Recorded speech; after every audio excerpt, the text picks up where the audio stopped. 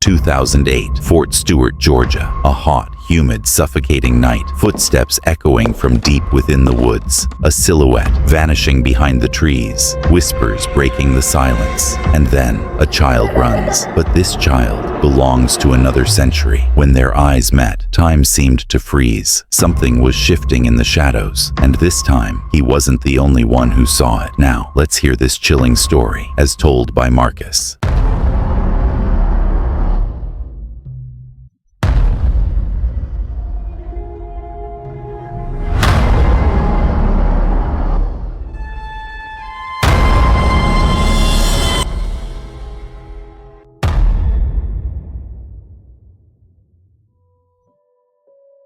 It was January 2008 when I was sent to my first duty station, which was Fort Stewart, which is located in Georgia. It's basically the southeast part of Georgia. It's actually a beautiful state. I was fresh out of AIT, which is basically my training for my MOS, schooling for what I do what I did in the military, which is logistics. I was out in Virginia, and I was getting off a plane in Savannah, and I was thinking to myself, like, dude, what did I get into? And the only reason I say that is because if you lived in the South, the humidity there it's horrible. It's like you get out and it's just like a someone taking hot breath and just blowing it on you. You know what I mean? And so what I did is I had to walk to this thing called the VSO. The VSO is just like a place where soldiers can go to. They can use phones. They can get water, snacks. They have to wait for layovers. It's just a little center for soldiers. So I go to the VSO and I call the intake office to Fort Stewart to let them know, hey, I need someone to come pick me up. I just arrived. It was probably about 3 p.m. when I called them. Not until a little after midnight was I finally picked up by an NCO, which is a sergeant, and another soldier. The airport was probably about 30 minutes away from Hinesville. That's the town Fort Stewart is located in. There's 4 entrances to the base. There's a main entrance, there's 2 side entrances, and there's a back entrance. Now, the back entrance is off a route of 144. This road is directly surrounded by woods and training sites. I forgot to mention, Fort Stewart is pretty much in the woods. I'm not sure how many acres the whole base uses, but it's a massive piece of land. Anywho, here we are driving along this lonely, dark road. It's about 1 a.m., and as we're driving, I'm just looking out the window and into the dark woods when I see a man standing about 30 feet from the road, just beyond where the wood line starts. I freaked out and tried to keep looking, but we had already passed the spot where I saw the man. I asked the sergeant if anyone lived out in these woods. I was told the sergeant that either that I'm just tired or just seeing things or I don't know, just maybe in my mind. So I couldn't even confirm it because by this time, or by thinking about it, I'm already a mile and a half down the road. So about 6 months have passed by when I experienced another incident with the woods and ghostly figures per se. It was around the 4th of July time when I was in my apartment on base. On post housing was pretty much like the top right corner of the base because, like I said, the base it's huge and it has like its parts to it where we basically go to work. There's like a section. It looks like industrial areas where we go work, basically where all the tanks and Humvees and all the warehouses are at. It's all on one side, and then you have one section where you have like the supermarkets, the fast food restaurants, basically where you can try to be normal. And then you have a golf course on that base, and then you have all the living areas. And like I said, it's pretty much the top back right-hand corner. It's on the back side along with that. Well, I was talking about that one route 144, pretty much where the woods are out that way. My apartment was like in that area. It was an upstairs apartment, so my living room window was actually facing the woodline. It's the creepiest thing in the world. Like when you live, I don't know if anyone's ever lived by the woods, but if you live by the woods and where the wood line starts, it's literally like open and it's just like a line of woods. It's just a line of trees and then it's super dark. And you just look in there and it's just super dark. It's just woods. So my living room was facing the wood line. And at this time I was living alone in a 2-bedroom apartment. I was just a private, mainly one of the lowest ranking you can be in the military. And I actually had nothing to buy for 3 months besides a couch, a TV stand, TV, my PlayStation, of course, and a coffee table. I slept in my living room and lived out of bags and a hamper for quite some time. Just a young and dumb that is finally living on my own. It was a Saturday night. I would say maybe around 11, I'm going to say. I was watching the movie called The Happening. It's the one with Mark Wahlberg, or the trees or something's giving off like this chemical where it's making people kill themselves. It's a very like dumb movie, but when you watch in the right setting, it really freaks you out because it makes you look at like Mother Earth, like, damn, she could really turn on us and kill us at any time. So anywho, so I'm watching this movie. And of course, right outside my window is also like a big old tree, and it's kind of windy. So it's like the perfect setting to watch this dang movie. And all I hear is like tapping on my window. And that's from the tree. So obviously I knew that's what's going on. But it made the movie a bit creepier. When the movie was finished, I turned off my TV, of course, and the living room went dark. I had no light in there. And I got up and I started stretching because I was sitting there for a while, and I was looking out towards the window, towards the wood line. I was stretching out and I saw what kind of looked like someone walking in the woods. It was weird because it's like maybe 5 feet from the wood line. Like you can see it's a figure, something's like walking. So I'm like, okay, whatever. Maybe someone's walking their dog. So I just left it out. I'm like, that's what I'm thinking. But then I realized what time it was, and I'm like, wait, it doesn't, why would someone be walking their dog this late at night in the woods? Mind you, the woods. So it didn't make any sense for me for them to be walking their dog at that time, especially on base. I got a little closer to the window because I kept looking at the figure walking. And it took me a minute to realize that the man I was looking at was not like dressed to the time. Right. So it wasn't like, so this was 2008. It wasn't that the clothing from this time per se, the 2000s. And it literally looked like a person from the 1700s. I was like, wait a minute, like, this doesn't seem right. What is he wearing? So even creepier, he looked a little transparent, just a little bit, like it was just fake. I shut the curtains, called it a night. About a few months later, we found out we were getting deployed in December of 2009. So we're going to Iraq. We're going to war. Hey, we're going to war. We're going to get ready. That's pretty much when a year's worth of trainings commence. It takes about, I want to say, 12 to 14 months to get ready to get deployed. So you do a lot of trainings, you go to a lot of different other bases, and you do a lot of training there because it just has massive training areas and we can be in the woods and play army per se. And so our trainings consisted of us going into the woods a lot. One training, we had to go on a field exercise for about 7 days and set up shop, run some scenarios, and then tear down and come back.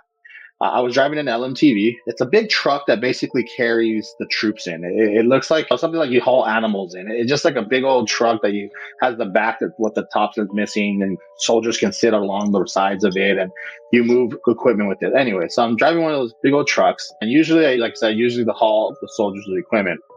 As we're driving, I noticed we would pass a lot of little grave sites. So you're going through the woods, you go down these roads, you'll just if you look off to the side, you'll literally see like random little grave sites with headstones, just a little bit of headstones. So it was creepy because every grave site that you would see, it only had 10 to 12 headstones. So it's just like, it's very odd that you just see little grave sites at different parts of the woods. And so one time I remember when we were driving, we actually stopped. I had to take a piss. So I stopped and pulled over and went towards like the gravesite. Of course, I didn't piss on the gravesite. I pissed off to the side, but I went to go look at the gravesite after I was done. So I go and I check it out and I start looking at the dates. And a lot of these dates were like 1782, 1765, 1801. I'm just like, dang, like these people, there's a lot of people here way back in the day. We get to our site and we put up all that we must put up, and then we settle down and basically start playing army per se. I was tasked with something called night guard. And in night guard, what you do is you just secure the perimeter. You walk around the perimeter for about 2 hours. And my shift was the third shift, and that was basically like in the middle of the night. I think it was probably like around 2 a.m. when I was like tapped on my forehead and then, hey man, you got to get up, it's your turn. So I get up, I get my stuff on. Basically, you got to put on what's called full battle rattle, meaning you have to put all your gear on, your flat vest, which is your IBA, which is your bulletproof vest. You have to put on like your knee pad, your elbow pad, your helmet. Like literally, I'm about to go fight somebody at war. And I put everything with my ruck, which is about 50 pounds. It's a big backpack with 50 pounds of stuff in it. And you just walk around the perimeter. I think they just do it to make us suffer per se. I'm not too sure. But as I'm doing my rounds, I start hearing noises in the woods. I call it the noises of the woods. That's basically the loud crickets. You hear like the owls. And if you ever heard an owl in the woods, it is the creepiest thing ever. It's just like this, I don't know, it's just a piercing sound, and it's so quiet. And it seems like every time you hear the owl, everybody shuts up. It's the creepiest thing ever. I also start to hear footsteps. And so I know that there's more than just me walking around. There's another soldier. There's usually two soldiers that are doing it, but you're never really close to each other. You're always catty corner from each other. So if I'm on this side of the perimeter, he's on the other side of the perimeter. It's kind of, we're just doing a circle and we're chasing each other in a sense. But anyway, I start hearing footsteps and I'm just thinking, okay, maybe he caught up to me, or maybe it's another soldier just getting up in the middle of the night to go piss in the woods. Because, we do that quite often when we're out there. We get up in the middle of the night. We don't want to walk all the way to the porta parties, which are usually across the site. So we just go into the woods and do our thing. So I took it as that. So I kept walking around. Then I started noticing that the footsteps were like a little too close to me. They're just too close for it to be the other guard, and it's too close for someone to be taking a piss.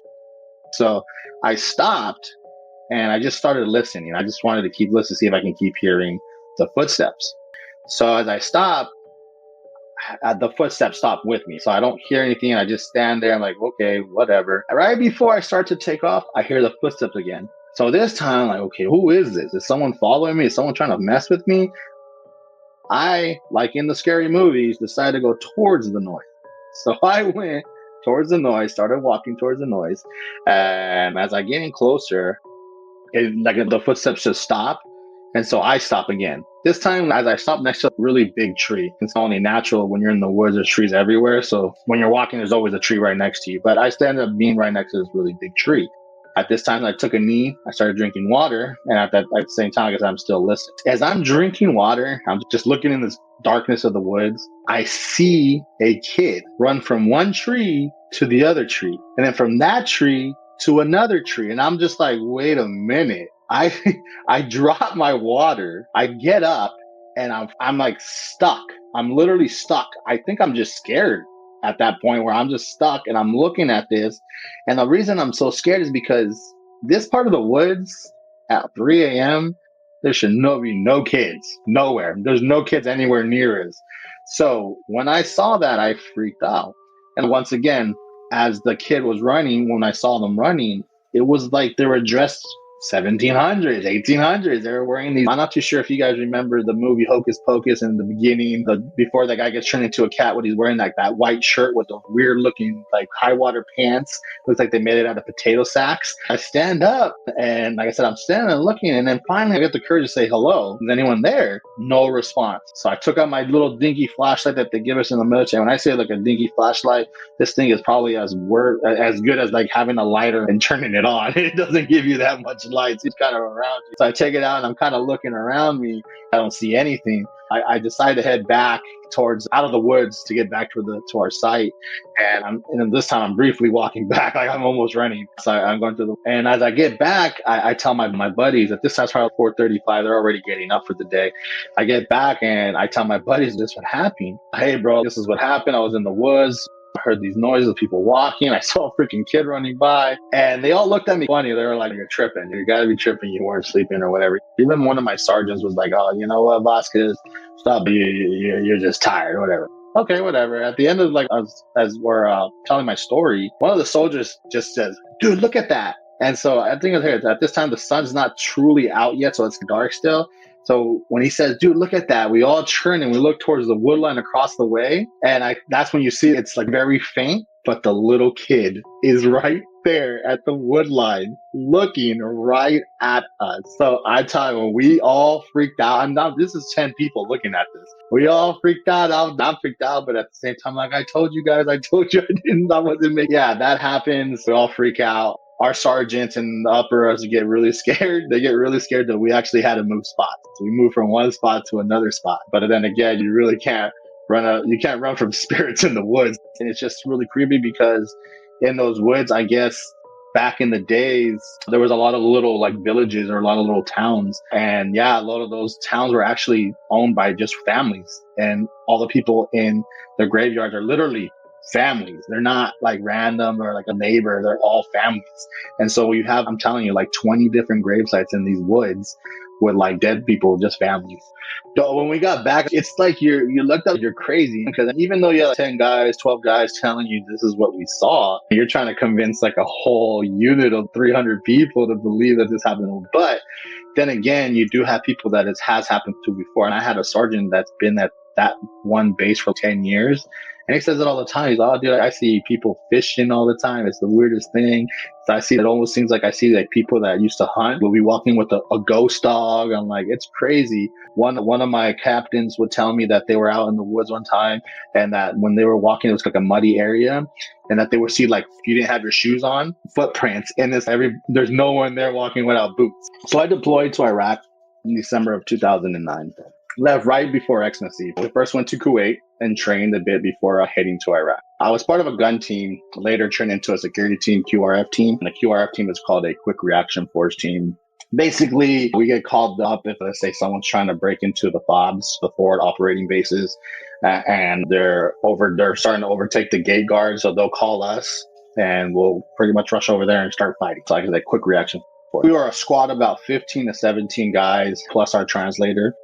We were assigned a Louis. Louis was in his late 30s at that time. He was like the short-statured man with a lot of stories about Iraq. I grew up pretty much there, so he had a lot of stories about Iraq. When we went to train, he would tell us about this one village that's like on the bank of the Tigris River that was famous for sightings of shapeshifters, Djinns. And at the time, I wasn't too big into the paranormal like I am today, but it did catch my attention when he was telling me that story, because the stuff that I've been through, like I said, growing up, and then obviously the stuff that I went through when I was stationed in Georgia and all that stuff with the crazy stories of the woods. So after we complete all the training we needed in Kuwait, we basically were finally off on a Chinook, which is the big helicopters with the two blades on top. They're very loud. And anyways, so we get in one of those. It takes us from Kuwait. Kuwait's right above Iraq. We go fly into Iraq. And it takes us to our first FOB, which is FOB Falcon. And for people that don't know what that means, like I said, it's the forward operating base. So like I said, little bases that you house the soldiers. We were there for about 5 months before we relocated to Camp Liberty. Camp Liberty now is it's like the bigger bases. That's where like a lot of the generals and all that would stay at. It had a lot more amenities out there, and it's just a way bigger base. Like I said, we went out there. We did mostly a lot of convoy security. Basically, the convoy security consisted of just escorting logistics runs from like Camp Liberty to, for say, FOB Falcon, FOB Hammer, whatever little, because those like FOB Hammer and FOB Falcon are very small compared to Camp Liberty. So they have to have their food, their water, everything has to be taken to them, because everything comes in through Camp Liberty. And then everything once it gets sorted out through the warehouses, through the logistics, and it gets put on the trucks, we have to escort them to wherever they're going. We just made sure that the logistics runs would go smoothly, and then escort the civilian trucks back to Camp Liberty the following night. Because I was a gunner/driver, I was able to leave the wire, meaning I was able to leave the FOB, really experience and see Iraq. Most just stay on the FOB. And I know a lot of people don't know this, but when you get deployed, depending on what your job is, a lot of the times people's jobs, they just require to stay on the base. Like they're safe, not 100% safe, but they're safer than someone that goes outside the wire, meaning that actually leaves the base and has to be out on the roads and face all those dangers. But I was fortunate enough to experience Iraq. I were to leave and do what I did while I was over there. Maybe about a month in at Camp Liberty, we were on a mission to a FOB that was like about 45 minutes away. Nothing big, just take a few trucks there, drop off, come back, all in one night. Now, these civilian truck drivers are what we like to call them third world nationals. They're basically typically poor people from other countries. They get paid nothing. It's nothing to us, but to them in their country, it's a lot of money. And like they said, that's what they do. They get contracted to the Department of Defense, and they end up working out there. I met a lot of truck drivers with a lot of stories. But one truck driver I met was from Iraq. He was probably in his mid-50s, looked super tired and just run down, like life has just tore him anew. But he was full of life. That's one thing, that's for sure. He would tell us of the crazy times under Saddam. He would tell us the scary stories of the Djinns and his interactions. It would get us going. Who would? It's a really scary story. So as the trucks were getting downloaded, we would just sit and wait. Basically, while they were getting downloaded, we'd just sit and wait, make sure the truck drivers don't overtake the FOB and try to kill anybody. So we just make sure everything's going smoothly. So I and a few other soldiers go and sit with our translator and just start talking about the old Iraq and how it looked. As Louis is talking, I see the old man, that truck driver that had a lot of stories, walking from the bathroom back to his truck. So I tell that old man, hey, come over, come sit with us, come talk to us. He did speak English. Wasn't the greatest, but he did speak English. So he came over, and I introduced him to Louis because he had not met Louis, and we proceeded to keep talking. I request for the truck driver basically to tell us the story of his encounters with the jinns or shapeshifters. He begins to tell his story, and as he's going along, Louis is pretty much confirming the truth behind everything he's saying. So not only is he saying these stories and creeping you out, you have someone just, yeah, that's true. Yeah, that's true. I was like, okay. So he was telling us how he was walking home one night and stated he was being followed by a jinn. He says that he looked back and saw what it looked like an older lady in black just walking briskly behind him. And he stated that he started running, and when he got a little ahead, he said he looked back again and saw a goat just standing there. Why you think about it? So just a goat? It doesn't even make any sense. It's not scary, but you're like, okay, you had an old lady, and then you turn around, there's a goat. Okay. So then he said that when he turned around, he saw the goat, that the goat was just looking at him. And he's like, okay, why is this goat just looking at me? And that the goat just walked into the field. And as he saw the goat walk into the field, it just disappeared. So we're like, okay, all right, get that going. On one of our last few missions, we were tasked to go to do a security walkthrough in a village by the Euphrates River, probably about 2 hours away from Camp Liberty. Is walking around and making sure everything is cool. So it's just like posing security for that village, because sometimes we'll get intel that ISIS would be running through there, or there could be potential bad guys in the area. So what we do is we go through in the middle of the night and do a surprise walkthrough, just make sure everything's kind of cool, copacetic. So like I said, we're doing just to make sure there's no bad guys in the area. It was probably about 11 p.m. when we got there. Probably stopped about 400 meters from like the beginning of the village, and we go blackout. So the whole time we're blacked out, meaning there's no lights. We use night vision, pretty much infrared. So we're probably about 400 meters out. We stop. We pull out to the side of the road, which is like the bank of the Euphrates. And it was a dark night. The moon wasn't really out. It was like in the phase where I like to call it God's thumbnail, where it's just like looks like a thumbnail. It's not a full moon. It's like the very end of it. And so there's really not a lot of light. It's really dark out there. So we have to basically use our night vision. When we got there, we all unloaded the Humvees. We all went in Humvees. No big trucks, just Humvees.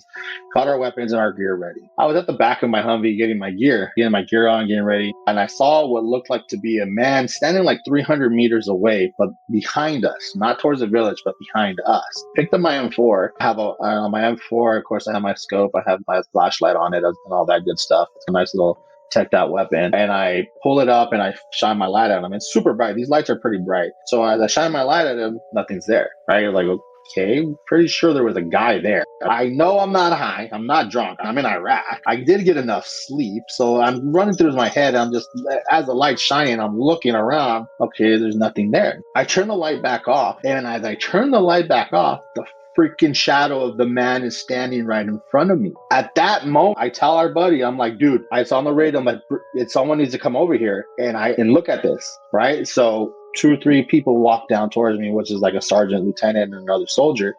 They walk out towards me. And as they're walking, I'm still looking at this figure. And as they walk up towards me, the figure starts to walk to the field. And so I'm looking at him like, okay, he's walking towards the field. And so as he's walking towards the field, there's like these, I'm not too sure what to call them, but like on the riverbed, there's like these bushes that grow. They look like really big vines, and they go up, and it's really high, and they'll block vision. If you walk behind that thing, it like blocks you 100%. So he was like, when he was walking to the field, he had to cross one of these big old bushes. And when he did that, the figure, whatever it was, when it did that, I lost vision of it. And so as the lieutenant, the sergeant, and the soldier was coming up, I had already started saying that to look out to the gunners, to look out to that field and to scan the field, because I don't have a vision on this, whatever it is anymore. So at the gunner from the first truck, he's on top of the truck still on his gun. So he looks over, he uses his night vision scope. And not only that, he's using his infrared goggles. And as he's scanning, you can hear and this is all on radio, right? As he's scanning, he radios in what he's seeing. And so when what he's seeing, he's saying that he sees what looks like to be a man or a human, but walking on all fours. And so so we're like, wait, what? And we're listening to this on the radio. And then not only do we have radios that are in our ear, we have radios that just, you can hear it when they're talking. It's just not hooked up to our headsets. And so Louis is listening to this, right? And Louis is not that far from us. So as our gunner is telling us what's going on, Louis starts to pray in Arabic. And I can hear him. I'm hearing him praying in Arabic. He's talking in Arabic. And I look back and I'm like, yo, what's going on, Louis? And he doesn't say nothing to me. He keeps praying. And finally he's done. And then I asked him again, Louis, is everything okay? He was like, you don't want to hear this. And I'm like, what do you mean? That's a jinn. I'm like, what do you mean it's a jinn? That's a shapeshifter. I'm telling you. And he said, we need to leave. And I'm like, what? Okay. So I tell my lieutenant, and as Louis is telling me this, they're obviously still talking over the radio. The gunner says, all you hear is the gunner says, it's gone. I'm like, what do you mean it's gone? Well, that's my thought. What do you mean it's gone? I hop on the top of my truck. I put on my infrared goggles too, and I'm looking. There's nothing in the fields. There's nothing in the fields. Maybe about 10 minutes later, that thing appears, but on the other side of the village. When you're looking at the village straight, it's literally like there's a road that goes right straight through the village. And on the other side is just, you keep going to wherever it's going to lead you to. This thing somehow got from that field within maybe 5 minutes, like another 1,000 meters to the other side of the road, right? And now we're looking at this thing it's about 1,000 meters, but you can still see that far. We haven't even wear goggles. So we see this thing and it starts walking towards us. At that point, our lieutenant was like, what is going on? So we literally get ready because we think, okay, what is this, a person? What is this coming at us? So we get ready. We get our guns out. We literally get in a tactical formation, and we start walking towards it as well. I don't even think this was the best idea, but we had to do it because we don't know what we're dealing with. Louis is telling me we're dealing with a Djinn, but when it comes to military standards, we're not going to just sit there and believe that it is a Djinn. We have to take it as this is a human. So we go towards, like the flying V, we're going towards with our weapons. We span out across the road. So now it's just a line of us walking down this one road, and literally with our weapons drawn, lights, everything, we can see the darkness of this thing walking towards us. And as we get closer and closer, I'm telling you, my heart is going through my chest at this point, because not only are we looking at what is a shadow, this shadow looks to be like 7 feet tall. So as we get closer, it just seems like it's getting bigger and bigger. And we stopped maybe 300 meters from it. We stopped. And I think we all stopped because we were scared, to be honest. We all stopped and we were just looking at this thing, and this thing stops. And while we're looking at it, it gets shorter and shorter, and it really ends up looking like a 3-foot midget at this point. And so we're just looking at this. Are we really just witnessing something get from a 7-foot tall figure to a 3-foot tall figure? And I don't know how to process this, but all I know what to do was shine my light at it. And when we shined our light at it, it looked like a goat with these beady red eyes, but it was standing like an old man crunched down. Like if he was so old that his back was curved and he was really low to the ground. And it looked like an old man, but with a goat face and these beady red eyes. When that happened, we ran. We literally ran back. We ran back because we didn't know what the hell that was.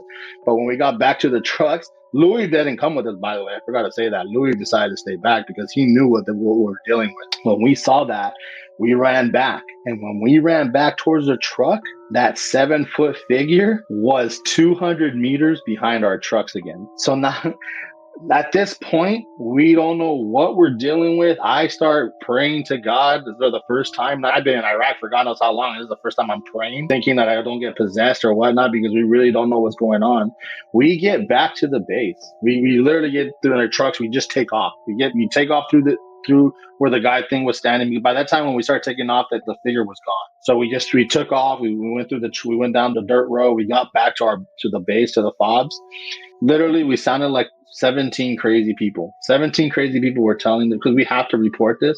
So this is actually documented federally in files of what happened and what we saw. Now after, then the crazy part about it, when we got back a week before we left, we had one more mission. And on that last mission, it was to a fob called Fob Hammer. Fob Hammer is like in the middle of nowhere. It's open fields. When we were going, maybe about 45 minutes from Fob Hammer, when we were getting there, obviously we do everything at night. We were looking out, I was scanning the fields. And as I'm scanning the fields, there's that goddamn shadow again. And I tell I stopped. I was the first truck. I stopped. So when I stop, everybody stops. And when I'm stopped, I'm looking at the shadow, and I tell everybody's what's going on the radio. I don't say nothing for like maybe a minute. And then I just tell everybody, you need to look east. And everybody looks east. And when everybody looks east, that thing was standing there just looking at us. And it's in the dark, and all these beady red eyes. And they're just looking at us. And at that moment, I knew I encountered a Djinn. I knew it. I had to believe it, because not only did it happen once, it happened twice. And I wish I could say I was crazy, and I wish I could say that this was make believe. But honestly, when you come into experience or an encounter with a Djinn, I feel like it not only leaves you with this memory, but you do have reoccurring dreams. I have dreams where I see this black shadow and it freaks me out. And I feel like not only did I leave it there, I think it came back with me and it's in my dream. And I'm not the only one that does dream it. There's literally like 10 guys that tell you the same thing. I asked Louis, what are jinns exactly? What are they? And he says they're bad spirits. They're almost like demons. They just transform into whatever they need to either get away or to mess with people, be mischievous in a sense. Everybody had their own vision of it, their own story of it, but it's all the same thing. We saw the dark figure, we saw the beady red eyes, we see it in our dreams still. So it's the weirdest thing.